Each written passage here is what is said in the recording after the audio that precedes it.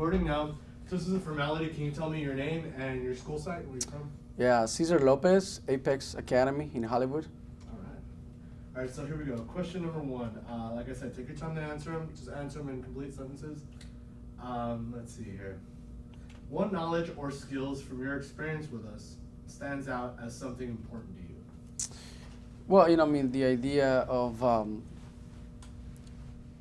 evaluation being a legal imperative, supervision is the moral imperative. And obviously supervision involves follow-up and additional coaching and working with the person. That really stands out to me. And that I heard a comment earlier, I can't remember who said it, but the comment was basically that in a lot of cases, people are exposed to a lot of amazing PD, but without follow-up, without supervision, it's just nothing. It's just a great social time. And this is my 12th year as a principal, and my time with ISLE seems like the last 3 years I've gotten more. I feel that I've grown more personally and professionally than the previous 9 years. And the difference is, for the previous 8-9 years of my career as a principal, I was exposed to amazing, incredible PD, very well led, amazing materials, but nobody to follow up with me with the materials or the content or the experience. And so therefore, I felt that it was great that I had that access to that stuff, but I didn't experience, my growth was very much hindered and limited because I didn't have that supervision piece. I had that evaluation piece. I had the amazing PD, but no follow-up, no follow-through with my own professional growth. And that's shifted in the last 3 years for myself, being part of the ISLE program.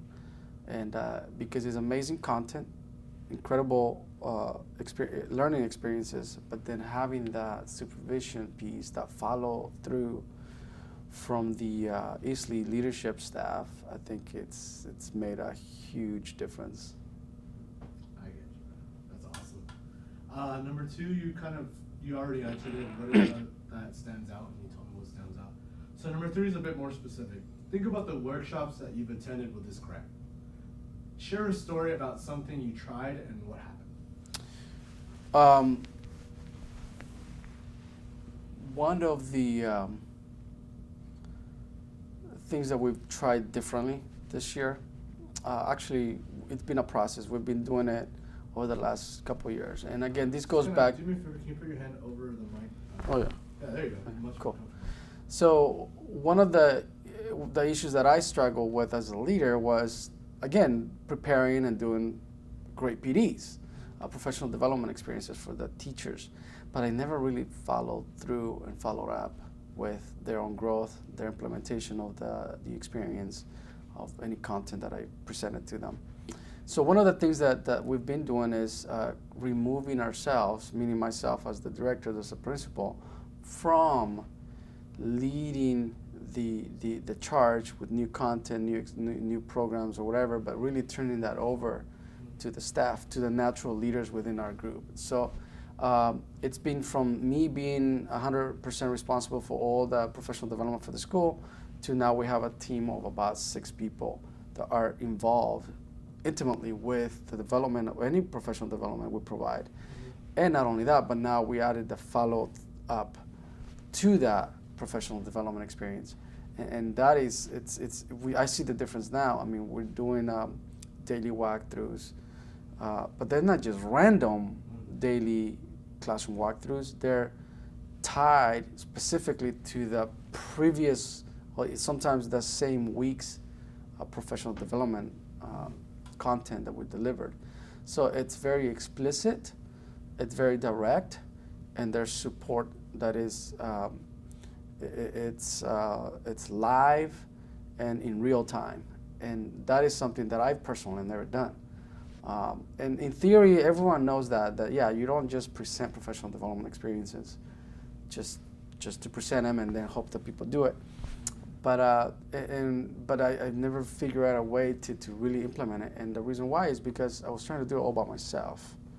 And what I've learned is that that doesn't work, and that's a tough thing to come to grips with, because we want to believe individually that, I gotta make it happen, I gotta make it work, and that's just not necessarily true. It's a team effort, and I gotta involve other people, and that's one of the big things that we've changed and that I've learned. Awesome. And number four is kind of specific like that, but it's kind of the opposite.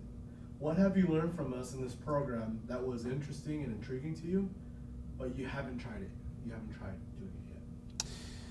Well, I have to think about that. Wow. Yeah, sure. Because I think we've tried a lot of the initiatives that we've been presented with here at ISLE, and there's been so many great things that some of them I already knew, some of them I didn't. But this idea, I think, of figuring people out, it was just said earlier that you really have to invest, the whole idea of building relationships. I'm a relatively a social person. However, there's a difference between being social and building relationships that will lead to people changing and growing. And I think that could be a challenge for myself.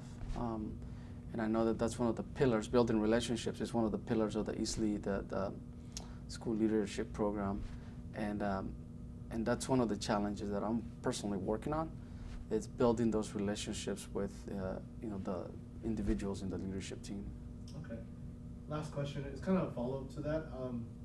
What are the reasons that you haven't tried it yet? The thing you're talking about, there's some stuff. Yeah. You just mentioned. Is there any reasons why you haven't tried that yet? I think that a lot of the day-to-day work can get you trapped into not pursuing those relationships. At the end of the day, building relationships, it's not a 1, 2, 3 step process. It is a process that's not linear. It is time consuming, and I think that the time can be missing. And while at times I feel that I've begun to prioritize it, has not become my number one priority, given other crises or day-to-day issues that we have to deal with. But that is something that I definitely want to put more into practice, is how do I consistently, as part of my priorities daily, make an effort to build relationships with some key leaders on my school. Okay. Cool, man. That's it. Cool. That's it. Yeah. Okay.